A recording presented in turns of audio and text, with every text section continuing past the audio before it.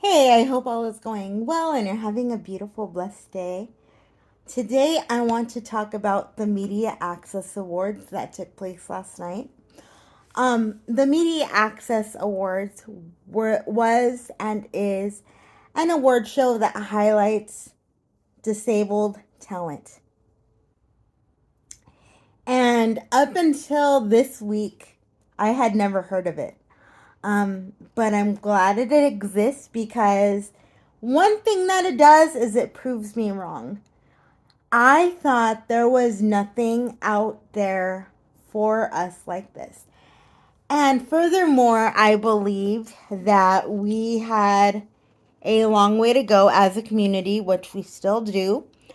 But at least I know that there is a community of allies, like I always talk about, rallying around us and championing the fact that actual disabled people should have the opportunity to play actual disabled people on stage. And those disabled people do not always have to tell the same sad story. So yesterday was the day that the Media Access Awards aired on PBS, and as I said in my post on Instagram and on social media, so Instagram and Facebook, my big sister Ali Stroker hosted it, and she did an amazing job. The show, as it was edited, was short. I don't know if it was exactly that short because it took. I mean, yeah, it took place. I don't know when, a couple weeks ago, but it aired last night. And um, so I'm sorry. So Ali hosted it, but there were many amazing awards given to many trailblazers in the community. Um, Marlee Matlin received the Lifetime Achievement Award from Henry Winkler, who famously played the Fonz, and he is somebody who deals with the disability. He has dyslexia. And so he has been part of our community for a while. And so it was awesome to see him present Marlee her award because as I came to find out, and others who watched the show last night have come to find out, Henry Winkler knew Marlee Matlin when she was a very little girl. So, and he watched her grow up into the person that she is today.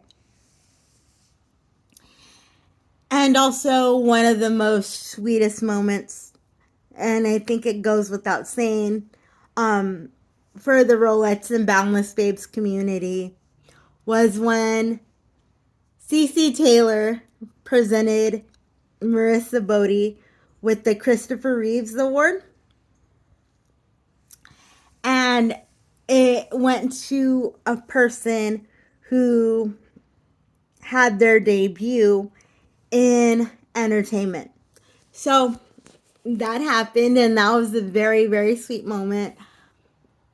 We all have been cheering for Cece since it was announced that she was Little Nessa. And one thing that I will say comes across social media a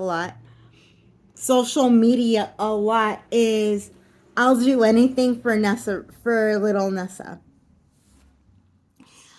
And that is a sweet sentiment, but to that I say, um, people that are in the non-disabled community that have been saying that really have no idea because, and I don't want this to sound rude, but they really have no idea about what that means really because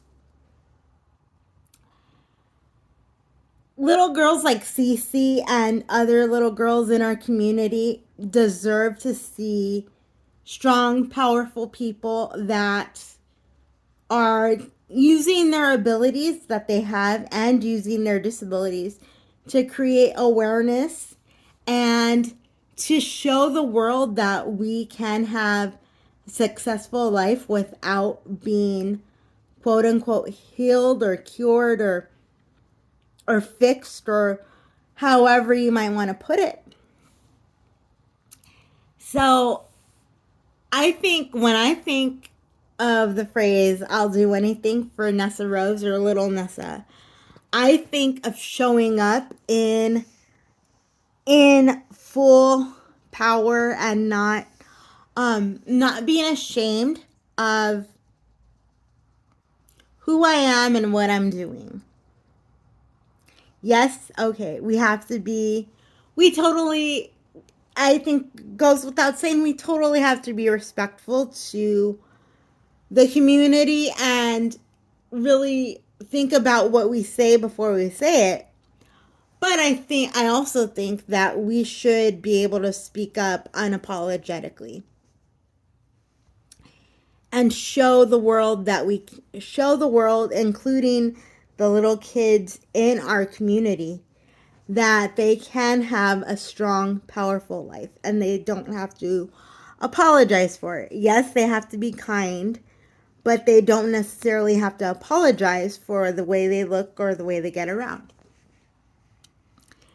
So, that's what I wanted to say. And also, I wanted to kind of clarify. I'm sorry, my nose itches. I wanted to clarify why I call Allie my big sister instead of my little sister. So Allie is chronologically, she is 5 years younger than me. She's my brother's age. I call him my little brother from time to time. She's my brother's age, and I'm 5 years older than that.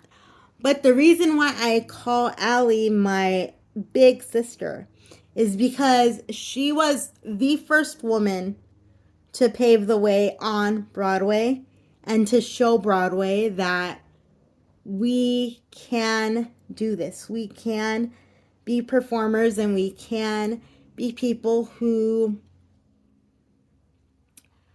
show up and are on stage and acting out different stories. And just, she paved the way for everything that is happening within the disability community. That might not even be even the things that might not even be on stage. Just somebody that goes out and speaks up and tells their story to a community. She paved the way for all of that because when she won the Tony, the night she won, I believe was a call to action to all of us to say, it's our time, it's our turn to wake up, and it's our turn to not wake up, but it's our turn to unapologetically show up. So that is the long and the short of it. I hope you guys have a good day, and I hope you enjoy this episode. Please pass on any episode to your family and friends that you love. And if you have a family member or a friend that has not listened to my podcast yet, please pass it on. Especially to those of you on any platform, but especially to those of you on Spotify, because Spotify is my quietest outlet right now. So I will talk to you guys later. I love you, and I hope you have a great, great day. God bless. Bye-bye.